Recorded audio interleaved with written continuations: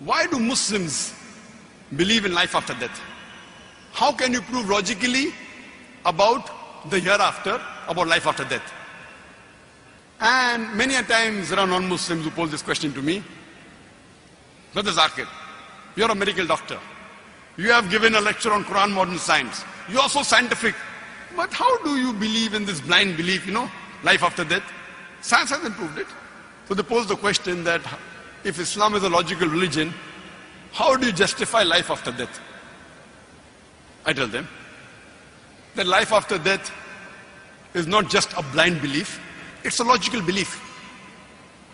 And I've given the talk on Quran modern science, and I've proven that there are more than 6,000 verses of the Quran, out of which more than 1,000 verses of the Quran, they speak about science.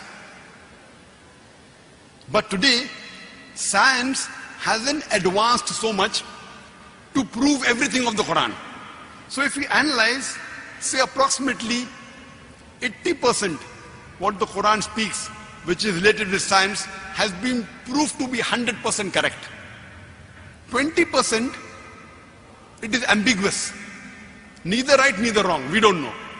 So when 80% of the Quran is proved to be 100% perfect according to scientific facts, and 20% is neither wrong, neither right, not even 0.1% of the 20% has been proved wrong, my logic says when 80% is 100% correct and 20% is ambiguous, my logic says that inshallah, even that 20% would be correct.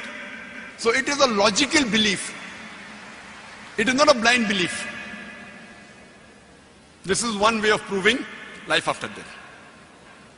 The other strategy I use to prove about life after death is by asking a common question, that is robbing good or bad?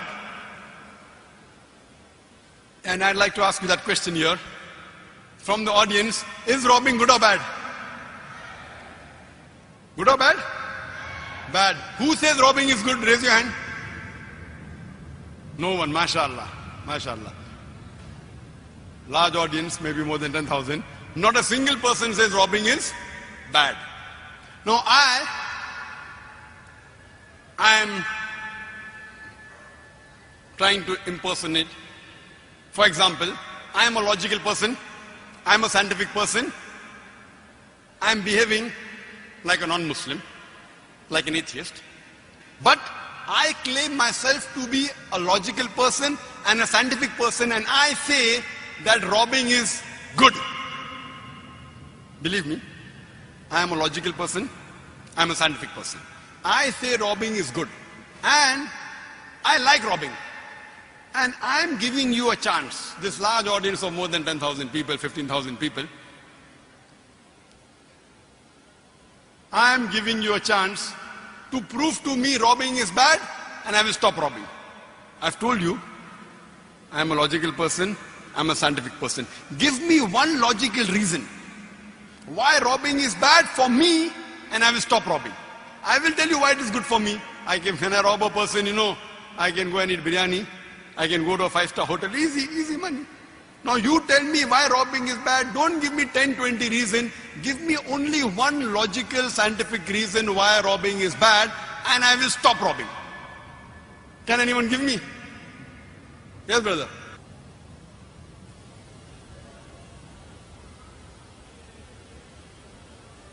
If you rob someone,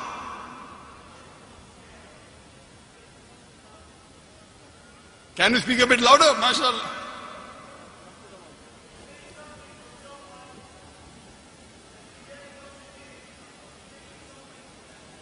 Very good. Brother saying, if I take something from someone, I am taking away something from him. I agree. It is a loss for that person, but benefit for me. I agree with you. What I told you, prove to me why it is bad for me. It is bad for the person who I have robbed. What I told you, prove to me why it is bad for me. I am logical, I am scientific. I agree it is bad for the person who I have robbed. Tell me why it is bad for me, I will stop robbing. Yes, brother, loudly. Someone will rob me, will I like it? Very good. Brother, I am a big mafia. I have got 100 bodyguards and all of them are behind the stage. I am a big robber, I am not a small robber. For a small robber, it is bad. Someone may rob you. I'm a big mafia. I've got 100 bodyguards all behind, all with AK-47. I'm logical, I'm scientific. I'm a big robber. For a small robber, it is not good. Somebody may rob you. So, why it is bad for me?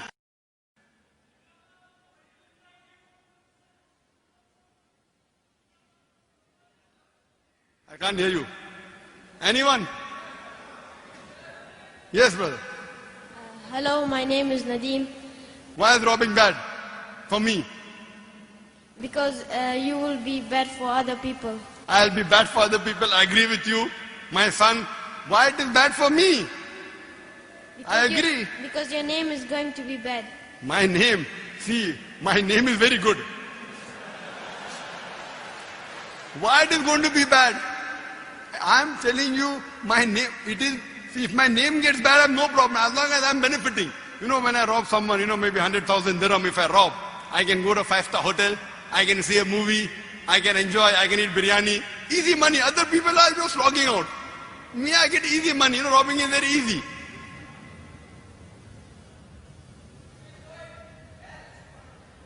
Anyone?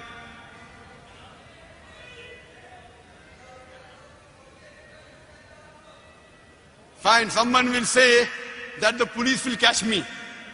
The police cannot catch me because the police is on my payroll. I have the ministers in my pocket. I have the police in my pocket. I'm a big robber. I'm a mafia. And in most of the countries, the police and the ministers can be in your pocket. They're on my payroll. So therefore, whatever answer you give, in no way, and I've done this exercise in audiences larger than this, 50,000 people, 100,000 people, no one so far has been able to tell me one logical reason. I am a non-Muslim. Fine, I'm a non-Muslim. Very logical, very scientific. No one can prove to me why robbing is bad. You want to kill me? I have got guards. Before you kill me, my guards will kill you. Yes, brother. I think why it would be bad for you is because when you start robbing, you will be collecting a lot of wealth. Very good. And that wealth, you'll be worried about to keeping it safe. And that will take your sleep away. It'll take the safety away from your family, and it won't give you peace of mind. And when you lose your peace of mind, you lose everything. Brother said, if you have too much of wealth, difficult to keep. There are many wealthy people sitting here. Difficult to keep, very easy to keep. There are many banks here. Why? I won't keep in my pocket. Now you have got credit cards, you have got checkbook. For you, who's a small man, when you get 1,000 dirham, you're afraid my 1,000 dirham will go away.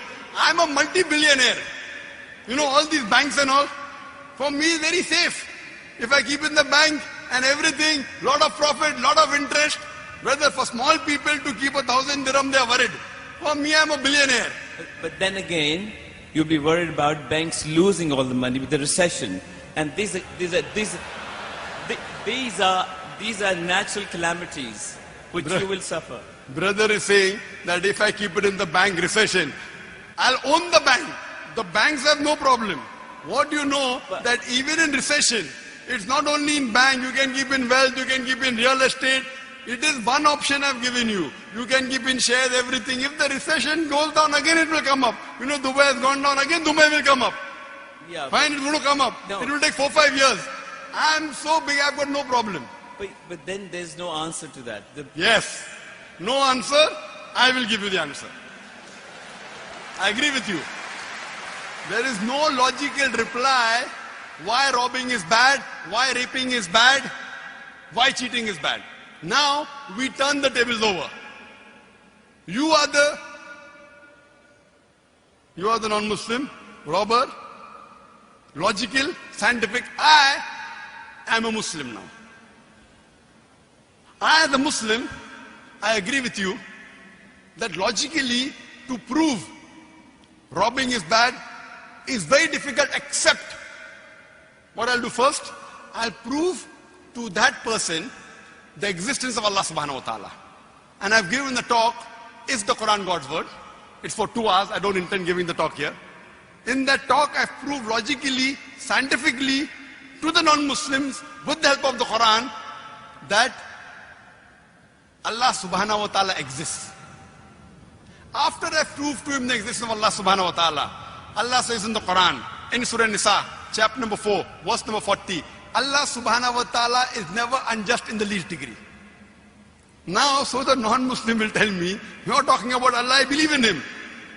But you are saying that Allah is not unjust. I want to know and ask you this question. I do agree with you that for a person who's robbing, he would enjoy it. But if the same evil is done to someone who's close to him, will he like it?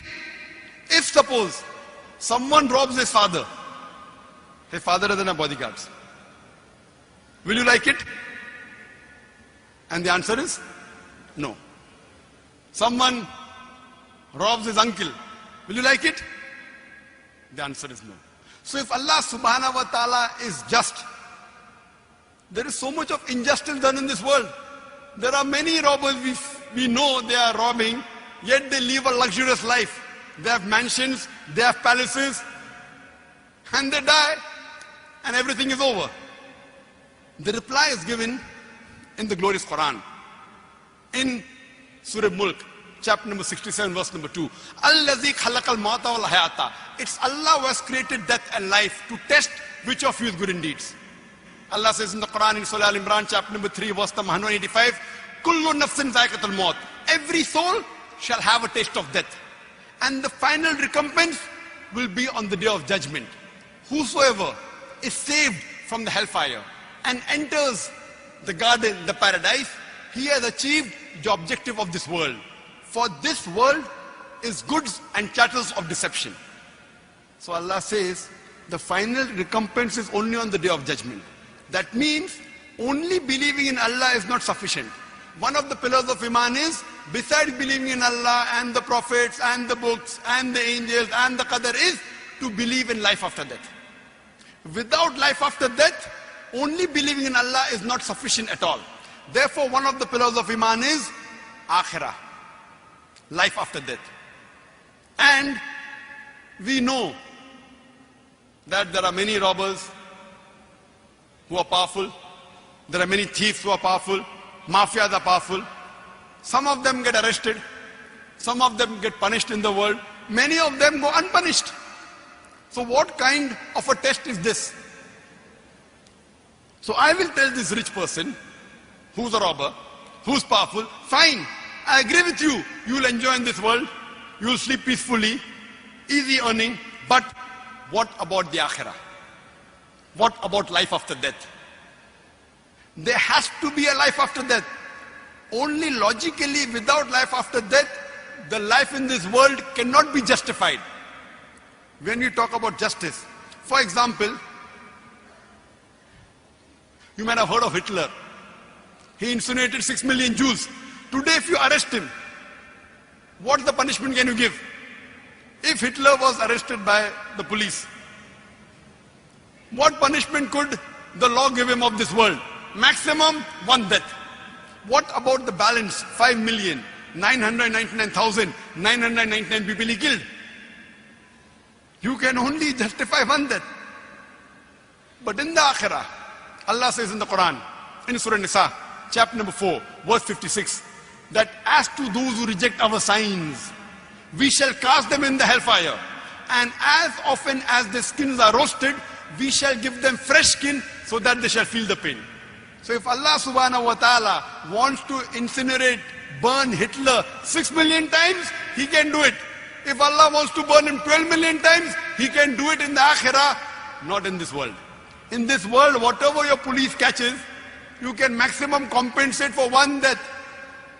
That's the reason, logically, and to justify that robbing is bad, raping is bad, bribing is bad. There has to be something like Akhirah. There has to be life after death. Without life after death, only believing in God is not sufficient. Only believing in Allah will not justify why robbing is bad, why raping is bad, why bribing is bad, except with the concept of Akhirah, as Allah says in Surah Al-Imran, chapter 3, verse number 185, Kullu nafsin zaiqatul maut. Every soul shall have a taste of death. The final recompense is in the day of judgment.